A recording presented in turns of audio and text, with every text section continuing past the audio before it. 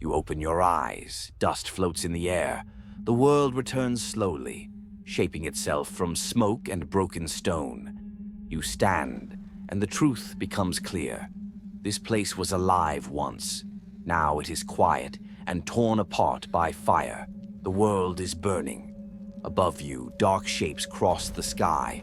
Engines thunder through the clouds, machines made for war, carving lines of destruction across the city. Every blast carries a memory, every flame carries a story. But the fire is not where this war began.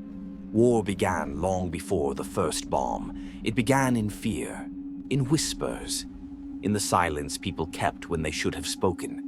A torn paper drifts through the air, a forgotten warning, moving past eyes that never wanted to see it. Families gather underground, holding each other as the earth shakes above them. Darkness becomes their shelter. Hope becomes a single breath. They do not count victories. They count moments. Moments borrowed from the space between explosions.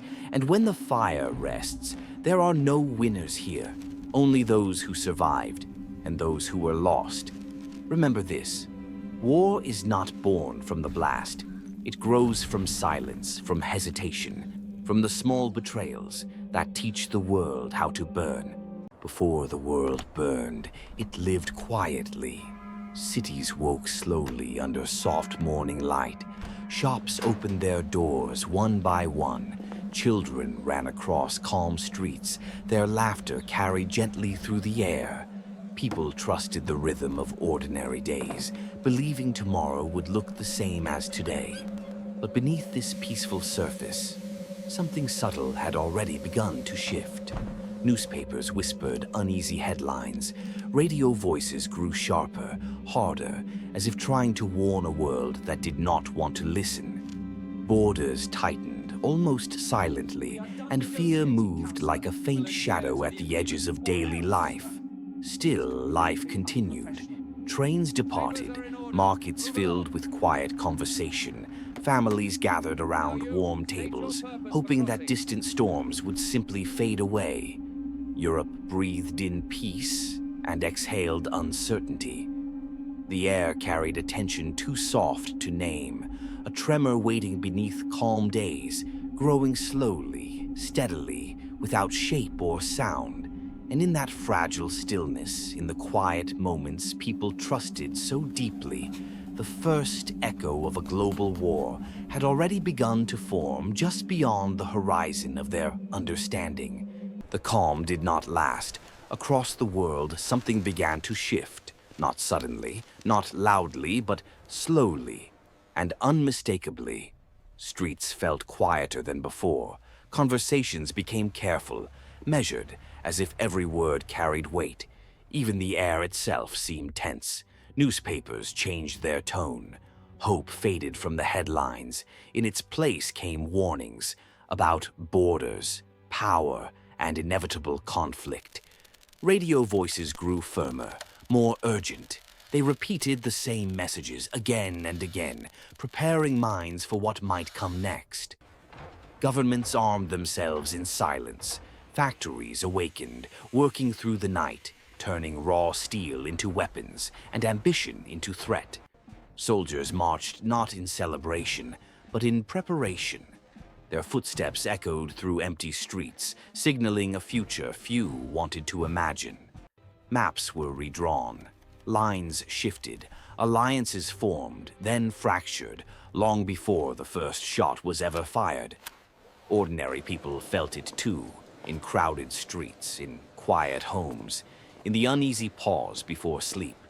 Flags rose higher, ideologies grew louder, and fear, once distant, slowly became familiar. The world now stood on the edge of something vast, not yet at war, but no longer at peace. The tension was no longer hidden. It was waiting. The moment finally arrived. In the early hours of September 1939, the silence was shattered, sirens cut through the dawn, and the world woke to war. Bombs fell from the sky, cities burned, smoke rose where homes once stood, and panic spread faster than fire. Civilians ran for shelter, clutching what little they could carry. Streets emptied.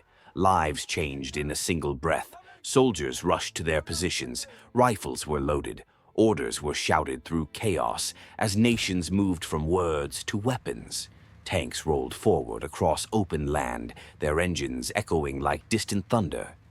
Above them, aircraft filled the sky, dark shapes signaling destruction from above. Borders vanished overnight, maps turned red. What had once been tension was now invasion. Underground, families waited in darkness, counting seconds between explosions. Hope narrowed to survival. By sunrise, the world was no longer the same. The war had begun, and there would be no turning back. The war did not stop with one invasion. After Poland fell, the conflict began to spread. Borders collapsed. Armies moved faster than anyone expected.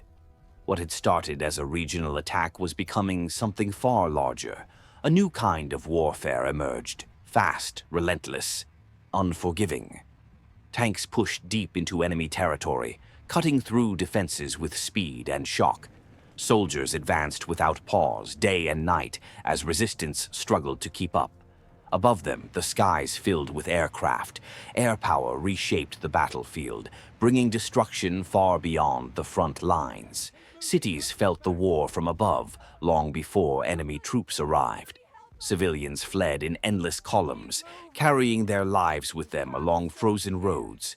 Homes were abandoned. Families were separated. Survival became the only priority.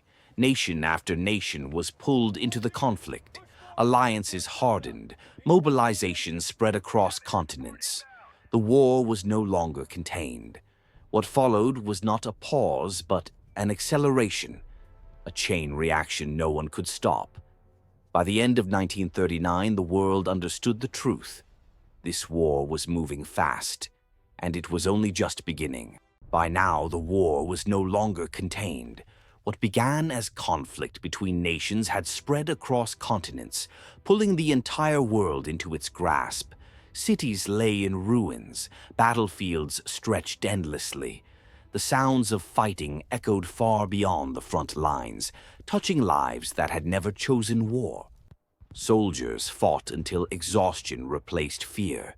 Civilians paid the highest price, walking through the remains of homes, carrying loss that could never be replaced.